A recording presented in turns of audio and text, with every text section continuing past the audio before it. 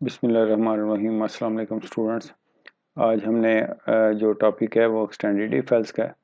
तो मैं कोशिश करूँगा कि जो प्रीवियस पीफ के लेक्चर वगैरह हैं वो भी कवर हो जाएं और सारे स्पोर्ट में नज़र आएँ और न्यूली भी जो भी इसमें मुख्तलिफ प्रोग्राम है मैंने पहले से टाइप कर लिए। तो ऐसा करेंगे, वन बाई वन कोड को रीड भी करते जाएंगे और कुछ एडिशनल अगर करने की ज़रूरत पड़ी तो वो भी कर देंगे।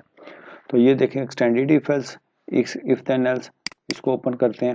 तो इसके अंदर अगर आप देखें हमारे पास जो कोड का एरिया है, तो ये बेसिकली जो कवर कर रहा है वो एक ग्रुप डाटा को कवर करता है। ग्रुप डाटा किस तरह से, जैसे हम कहें दो रेंजेस आ जाएं, 80 से 100, 60 से 80, 40 से इसी तरह से 60। तो ये मुख्तलिफ रेंजेस हैं। बजाय इसके कि इसकी ड्यूल कंडीशन लगाई जाए, जैसे हम कहते हैं कि इफ़, मैंने साथ इसी वजह से असल में कंपैरिजन ताकि पता चल जाए, जैसे ये कंडीशन लगी हुई है if math greater than equal to 70 and दूसरा जो है वो जो सेकंड है वो भी greater than equal to 70। Mean के सब्जेक्ट दो हैं, दोनों की कंडीशन पूरी करनी। यहाँ पे हमारे पास रेंज है, तो इसको मैं कहता हूँ कि जी हमारे पास आसान सा इसमें मेथड है कि आपने पहले नंबर पे तो ये है कि जो वेरिएबल डिक्लेयर करना था वो डिक्लेयर किया, इनपुट हो गई। तो आप बजाय इसके कि मार्क्स की कंपैरिजन इस तरह से करते हैं, if marks greater than equal to 80 and less than equal to 100, तो आप जस्ट इतना की लिखते हैं, marks greater than equal to 80 then print A grade.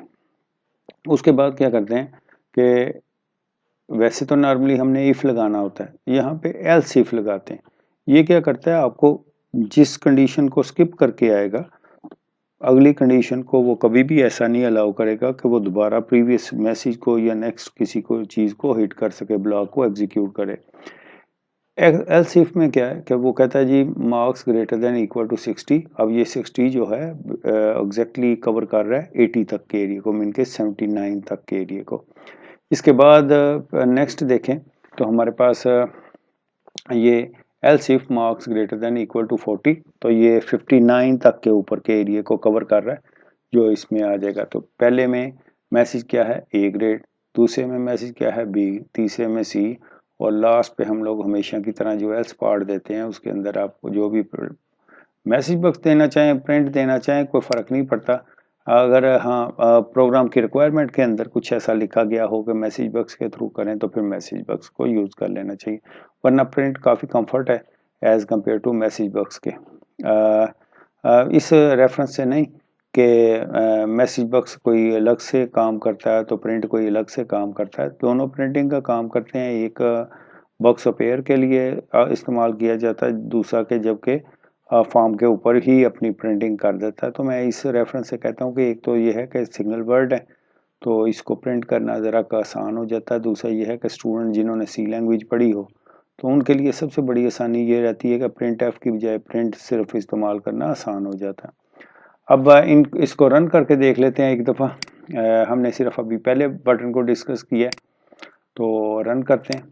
Run किया तो यहाँ पे हमारे पास ये इसमें हमने क्या एंटर करना है, मैं कहता हूँ जी पहले तो ग्रेटर देन 80, आप देखें ए ग्रेड। फिर मैं रन करता हूँ, मैं कह देता हूँ जी 79, तो अब जरी बात है बी आना चाहिए, बी आ गया। 80 होगा तो जरी बात है वो क्या कर देगा, 80 करके भी देख लेते हैं, ए ग्रेड कर देना चाहिए, ए ग्रेड आ गया। दोबारा से हम मैं कहता हूँ जी 35 कर दिया जाए, तो वो कहता है फेल का एरिया, क्योंकि 40 से बिलो जो है वो सारा काम ही खत्म हो जाता है। अब हमारे पास कंपाउंड कंपैरिजन आ जाता है। कंपाउंड कंपैरिजन हम किस चीज़ को कहते हैं कि जब ऐसा हो जाए कि हम जो भी कंडीशन है वो ड्यूल वाला मामला हो जाएगा, कुछ लॉजिकल ऑपरेटर आ जाएंगे जैसे कि एंड और नॉट वगैरह, तो इनकी दो साइडों पे कंडीशन आ जाती है। ओपन करते हैं, देखते हैं। अब आप ये देखें टॉप पे जो कोड लिखा है बिल्कुल स्मॉल सा है, मैंने ज़्यादा कोई लंबे चौड़े काम नहीं किए।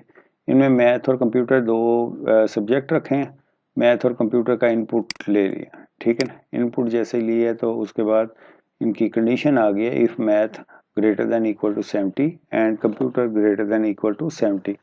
देन क्या करे, मैसेज दे दे यू आर सिलेक्टेड। और अगर ये नहीं है तो एल्स पार्ट पे आए और कह दे कि यू आर नॉट सिलेक्टेड। मैंने इस दफ़ा प्रिंट की बजाय मैसेज बॉक्स इस्तेमाल किया ताकि वो भी क्लियर हो जाए कि मैसेज बॉक्स के साथ किस तरह से करना है, या डायरेक्टली अगर आप करना चाहें प्रिंट के थ्रू तो उसके थ्रू कैसे किया जा रहा है। एल्स पार्ट आ जाएगा किस तरह से कि जैसे ही पहले पार्ट को स्किप करता है तो फिर उसके बाद एल्स पार्ट उस वक्त आ जाता है जब लास्ट मैसेज सिर्फ इसके अलावा नथिंग।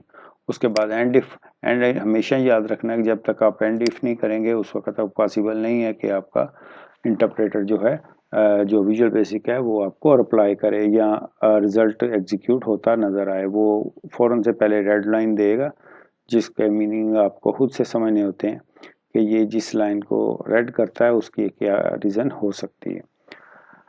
अब हमारे पास ये कंपाउंड कंडीशन है, जितनी मर्जी कंडीशन बड़े कर लो छोटा कर लो, असल में तो सिंटेक्स शॉर्ट के में ज़्यादा अच्छे से समझ आ जाता है एज़ कम्पेयर टू कि लॉन्ग कोड लिख दिया जाए, फिर प्रोग्राम समझते रहो, असल हकीकत में जो ग्रामर है वो क्लियर नहीं होती। नेक्स्ट जी, मैं जल्दी जल्दी इसलिए सारा कुछ कर रहा हूँ कि ताकि बहुत ज़्यादा टाइम ना लगे, लेक्चर शॉर्ट हों लेकिन आप लोगों के कवर करते नज़र आएँ। ये इंतहाई ज़रूरी है, इंतहाई ज़रूरी है इस पॉइंट ऑफ व्यू से कि आपका इफ एल्स का पार्ट जो है वो स्ट्रांग होगा तो आने वाले चैप्टरों के अंदर कंडीशन किस तरह लगाई जाती है ये चीज़ें क्लियर होना शुरू हो जाएंगी। बगैर ज़ाया किए वक्त तो हम लोग नेस्टेड पे चले जाते हैं। नेस्टेड क्या चीज़ है? नेस्टेड हम कहते हैं एक स्ट्रक्चर के अंदर एक कंप्लीट और स्ट्रक्चर आ जाता है। तो आप यहाँ पे देखें डिम एम एज इंटीजर और फिर उसके बाद एम की मैथ कह लें या कोई बस वेरिएबल एक लेना था, इंग्लिश एज एन टीचर। अब एम और ई एन जी जो इंग्लिश के लिए दोनों की इनपुट कर लें। जैसे ही आप इनपुट कर लेते हैं तो पहला ब्लॉक क्या कहता है, if marks greater than equal to 80 then क्या करे, चेक करे किसको, इंग्लिश भी 80 से ग्रेटर हैं कि नहीं। अगर ग्रेटर है तो देन क्या करना चाहिए, उसको मैसेज दे देना चाहिए या मैसेज बॉक्स या प्रिंट की कमांड, तो उसमें क्या लिखा है, मैसेज ग्रेड के नाम से ग्रेड आ गया। अब ग्रेड जैसे ही लिख लेते हैं तो उसके बाद हमारे पास आ जाता है कि अगर ऐसा है कि इन दोनों कंडीशनों में से फेलियर कोई चला जाए या पहली या दूसरी, पहली तो जाएगी तो वो दूसरी को चेक ही नहीं करती, आगे मूव कर जाती है, लेकिन पहली अगर ट्रू है फिर दूसरी मस्ट चेक करनी पड़ जाती है। और अगर वो भी गलत हो गई है दूसरे वाली भी, तो फिर भी वो क्या करेगा, नेक्स्ट ब्लॉक को एग्जीक्यूट करेगा और एल्स पार्ट पे आ जाएगा। एल्स पार्ट के अंदर गुड लिखा है, अगर और नेक्स्ट आप देखें तो ये दूसरे का एल्स पार्ट है जिसके अंदर बैड लिखा है। तो ये डिपेंड करता है कि आया आप नेस्टेड इफ एल्स को इस्तेमाल करना चाहते हैं या नहीं। लेकिन इसका नेमुल बदल एक और स्टेटमेंट आ जाती है जिसे सेलेक्ट केस या स्विच स्टेटमेंट का नाम दिया जाता है। मुख्तलिफ लैंग्वेजेस के अंदर कुछ में स्विच कहा जाता है, कुछ में सेलेक्ट केस कहा जाता है। विजुअल बेसिक के अंदर सेलेक्ट केस के 4 अकसाम, तो वो भी लेटर डिस्कस करेंगे। असल में इसलिए नाम लिया इधर उसका सेलेक्ट केस का क्योंकि वो नेमल बदल होता है किसका, नेस्टेड इफ एल्स का, इस वजह से। अब हमारे पास एक और चीज़ है कि मैं कहता हूँ जी हमारे पास एक एक्सटेंडेड इफ देन एल्स आ गया, कंपाउंड आ गया, नेस्टेड आ गया, तो एक बटन मैंने कहा एक और हो जाए जिसमें हमारी इफ आ जाए, तो उसको भी इधर ही एक ही प्रोग्राम के अंदर कवर किया जा सके। प्रीवियस वाला वही जो हमारा है वो भी इफ देन एल्स, ठीक है ना, सिर्फ इफ का पहले कर लें, इफ देन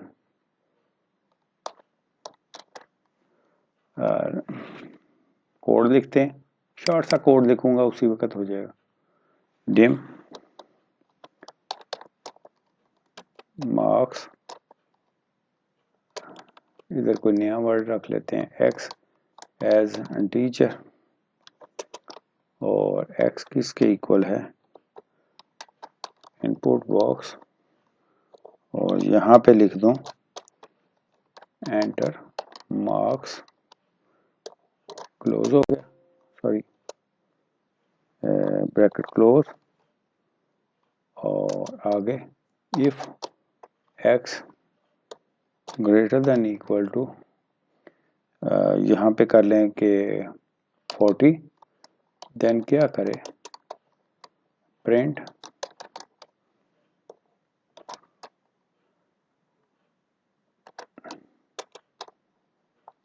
यू पास,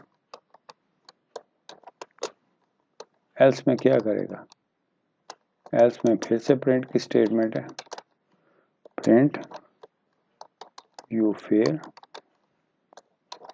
और लाजमन जो पार्ट इसका मैंने कहा था हमेशा क्लोज के लिए आ जाता है, एंडिंग। रन करके देख लेते हैं तो आपका इफ देन भी क्लियर हो जाएगा। इफ देन एल्स कह लें, इफ कह लें, तो मैं कहता हूँ जी 55 तो पास आ गया। दोबारा से रन करते हैं तो 22 तो फेलियर में आ गया। ठीक है, अगर एल्स पार्ट नहीं लगाएंगे, एल्स पार्ट नहीं लगाएंगे तो ज़ाहिर बात है सेकंड मैसेज नहीं आएगा, और अगर लगा देंगे तो वो चीज़ एग्जीक्यूशन में आ जाएगी, तो ज़ाहिर बात है वो रिप्लाई करती भी नज़र आएगी। तो उम्मीद है स्टूडेंट आप लोगों ने एक चीज़ का ख्याल रखना है कि जब तक जो प्रोग्राम दिए गए हैं, छोटे छोटे से प्रोग्राम मैं देता हूँ नॉर्मली, तो ये ग्रामर क्लियर करने के लिए, प्रैक्टिस के लिए इनफ नहीं है। मीन कि आप कहें ना कि सिर्फ इसी की बेस पे तो फर्दर आपको भी आ गई है, तो कतन ऐसा नहीं है।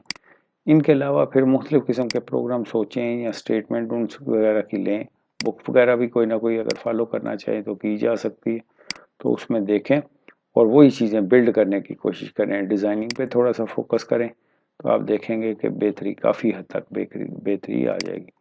अब ये है कि अगर तरतीब बनाई जाए तो वो कुछ इस तरह से बनती है, इफ़ देन एल्स, और फिर हम कहते हैं कि extended if then else, compound comparison आ जाता है, और फिर नेस्टेड का एरिया आ जाता है।